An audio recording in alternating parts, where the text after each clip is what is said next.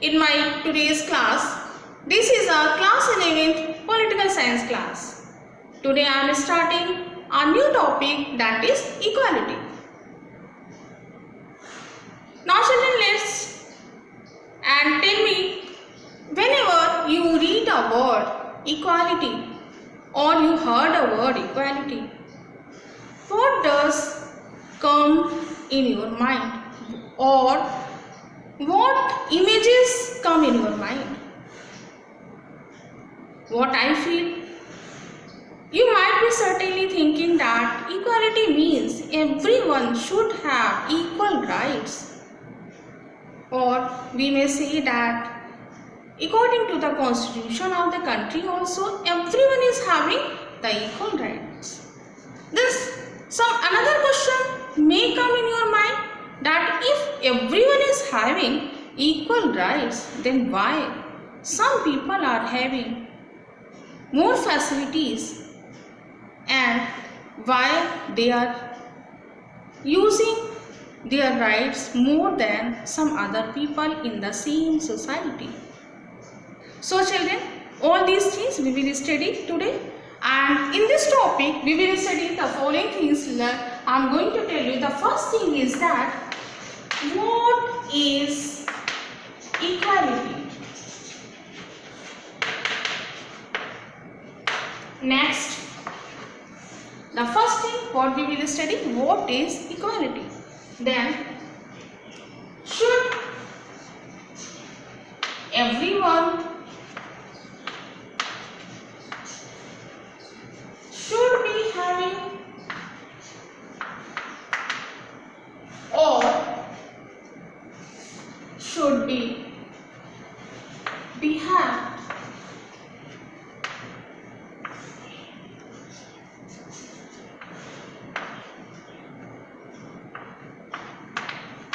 in the same manner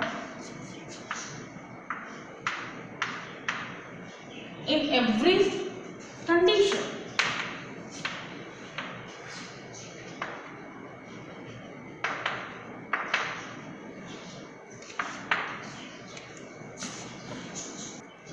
In next case,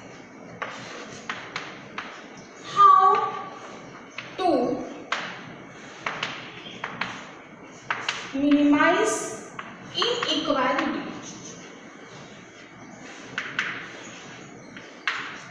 And the last thing, but not the least, but the last point what we will study, the different dimensions of equality.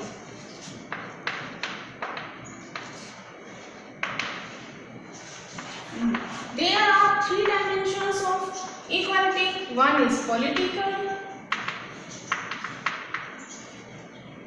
social and economic.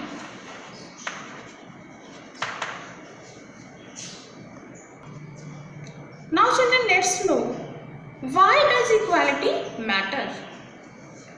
As we know that the first thing, why does equality matter?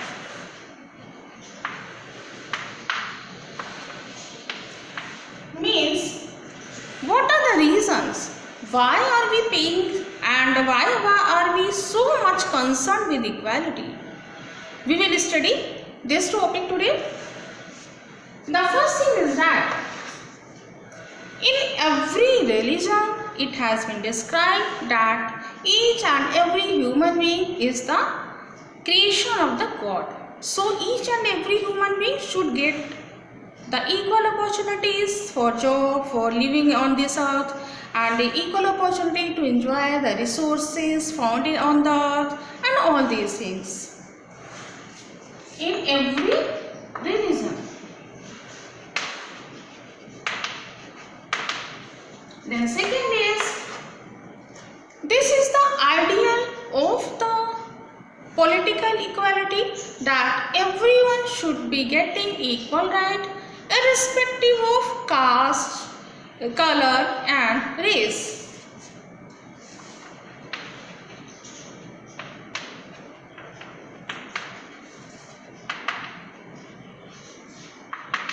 means whatever the color of an individual is there, everyone should get the equal right. Whatever the race is there and from where it belongs, means whether it belongs from any country of the world, he or she should get the equal right for the enjoying the resources found on the earth.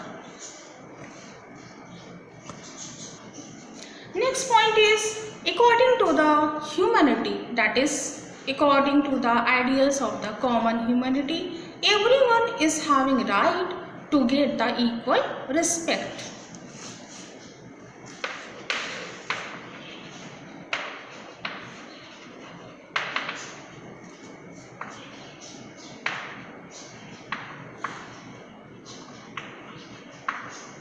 It means that according to the common ideal of humanity, that every individual needs equal consideration and respect. It means if there is a crime against the people, that is against the ideal of the common humanity. Means everyone is having respect and he or she should get, and it has been described in the preamble of the Indian Constitution also, that every individual is having its own respect and no one can hurt it. In the modern time, we have seen that equality has become so important, and the issue of the people that there have been so many struggles also in the society on the for getting equality. We can have one example of French Revolution.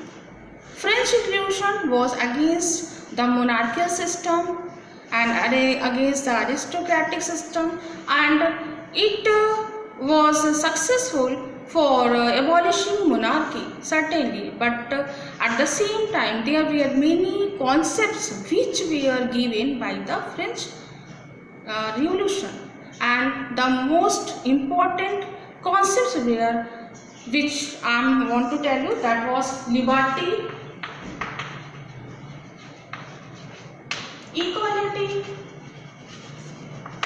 and fraternity.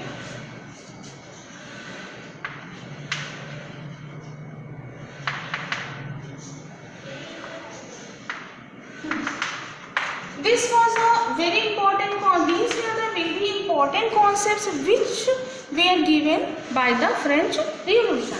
The first one was liberty. Liberty means that every individual is having right to get some kind of freedoms.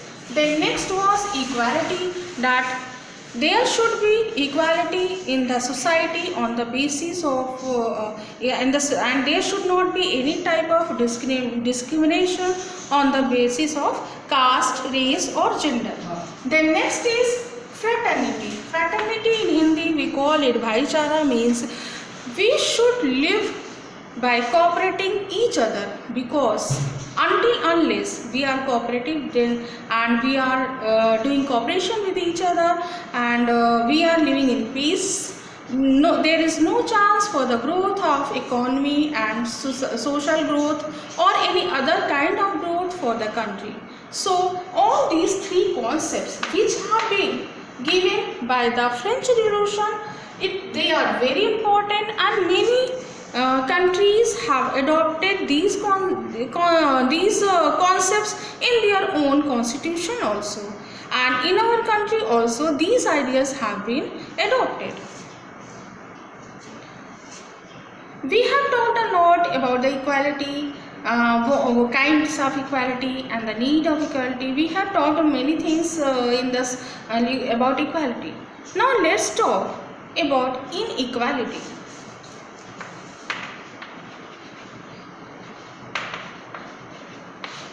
What is inequality? In Hindi we call it asamanta, means whatever we see in the world or around us, everywhere we can find the examples of inequality. when you are moving from one place to another place, from a bus or from a train, you can find out that if some areas are just having big buildings and very good homes and apartments, and then you can have the multi-story buildings, that is apartments, and very good bungalows are also there. Some schools may be having ACs in their classrooms also, and people having means their own personal conveyance also, means of conveyance, that is they may be having cars also. But there may be example you might have seen at the outskirts of the city, or in some areas there are slums. They are not having hygienic place to live. They don't get the fresh and clean water to drink. Whatever the schools are there which have been made by the government for them, they don't have even safe and clean drinking water. They don't have even proper toilets also, proper classrooms also, seating arrangement also. Then you can find that this is a big difference, and this is an example of inequality which we find today around us. Children, we have seen so many inequalities around us. Now let's see about the inequalities which are at the world level, at the global level. Let's see now.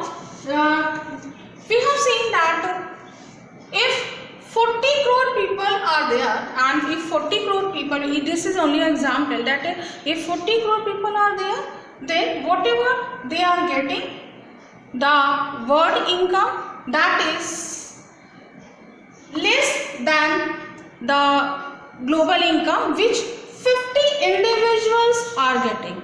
Means 50 individuals की जो total income है, that is greater than the 40 crore people की जो total income है. Now just see the inequalities which are prevailing at the global level. Next example is that if 40% world की जो population है, if they are getting the 5% of the global income, then you can see only 10% population is there which are getting 54% of the world income. Means world income की जो 54% है वो केवल 10% population के पास जा रही है, जबकि जो 40% पॉपुलेशन के पास जा रही है वो केवल 5% ही ग्लोबल इनकम है. Now just see the difference, and this is the inequality. Means the resources are not less, the world income is global income is not less, but there is a unequal distribution of resources and unequal distribution of power also, which is results in the resources. So this is a big gap between rich and poor, and which is broadening day by day. So we have to see and study, and we have to study about the measures also, which we will study in this topic only, that what the measures can be adopted to minimize the inequality, so that the difference, or we can say rift between the rich and poor is there, or the difference of income is there, it should be minimized. Unless it is minimized, then how can we talk about the equality in the society or in the country? We can't talk, and there is no use of this also. Let's see some another examples also. There is an example that the advanced countries, that is developed countries, they are using the amount of water 3 times more than what the developing countries are using. Now what are advanced countries and which are developed countries? The countries of North America and Western Europe.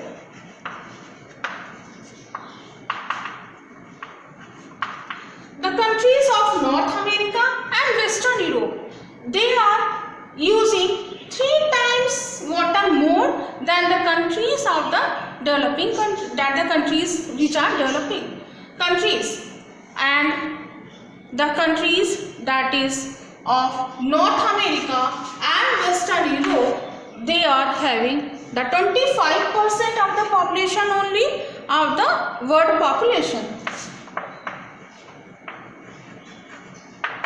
Still they are using 3 times more water than that of developing countries, and they are having, and though they are having only 25% of the population which the rest of the countries of the world are having. And then again we can see one more example, that these developed and advanced countries are having 86% of the industries, and then the other difference is that 80% of the world energy only advanced countries are using. It means whatever the natural resources are there in the world, that is mainly that is iron is there. Iron is the we see that iron is the backbone of any industry, and whatever the natural resources are there, and it may be fossil fuel, it may be like iron, then 80% of those resources which who are using only only developed countries, only advanced countries are using 80% of the resources and the energy. We can see the next example, that if you are going to talk about the pollution level of the world or the global warming, every country and everyone is talking about this, and everyone is advising to minimize it. But what is the fact actually? The fact is that the countries of North America and Western Europe, they are the countries which are creating the 2/3 carbon dioxide from the combustion of the fossil fuels. Means 2/3, whatever the combustion after the combustion of the fossil fuels, whatever the carbon dioxide is emitted, 2/3 of that is emitted only by the countries which are in the North America and the Western Europe. And then again 3/4 means whatever the emission is created of sulfur and nitrogen, that is created only by these countries, that is 3/4 of that is created only by these countries. And this creation of this sulfur and nitrogen causes acid rain.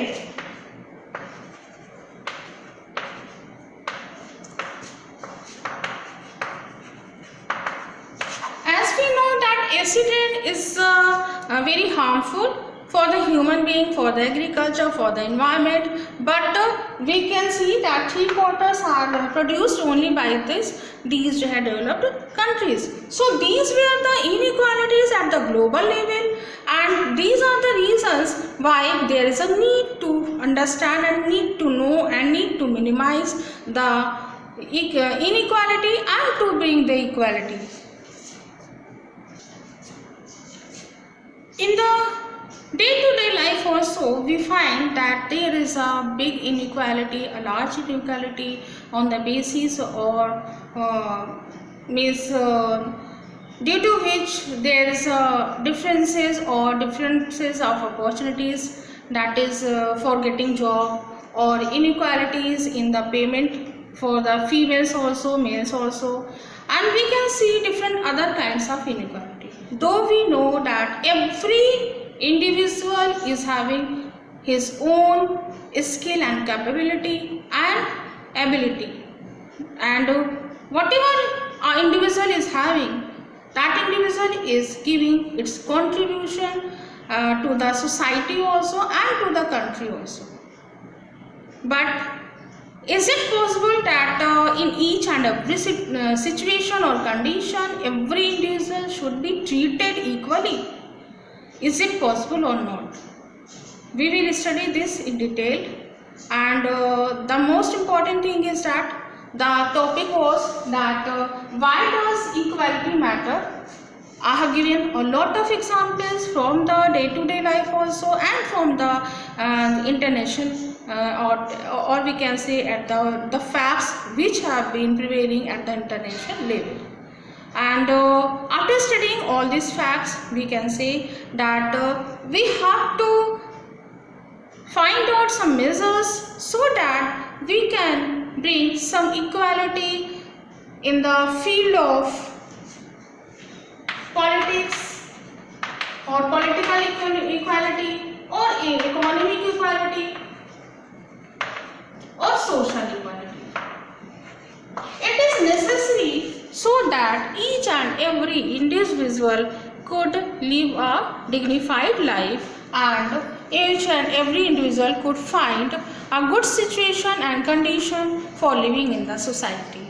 So there is a need to minimize all types of inequality so that the inequality based on the wealth status could be minimized. So there is certainly a need to find out the measures to minimize the inequality. Okay children, that's all for today. Thank you and have a nice day. And in the next class we will study some other topics. Thank you children.